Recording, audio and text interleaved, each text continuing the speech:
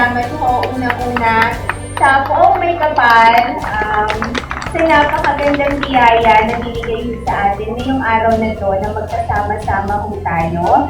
Basta lahat po ng mga, syempre, hanap ng pondo para magkaroon po tayo dito.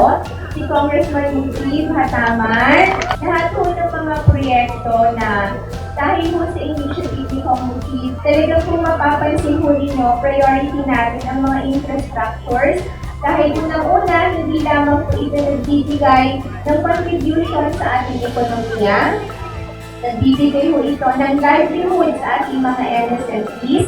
Ang public spaces po kasi ay espasyo kung saan nagkakasama-sama tayo. Isang espasyo kung saan nabubuo natin yung ating pagkakaisa bilang mga taga-Isabela. And dito sa pagbuo ng pagkakaisa na ito, mas lumalalim yung ating pagmamahal sa Isabela City.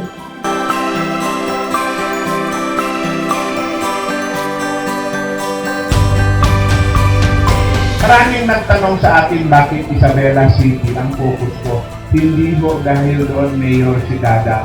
Pero naalala nyo ho, nung governor ako ng ARMM, ang malaking napag-iwanan na lugar sa Basilan is Isabela City.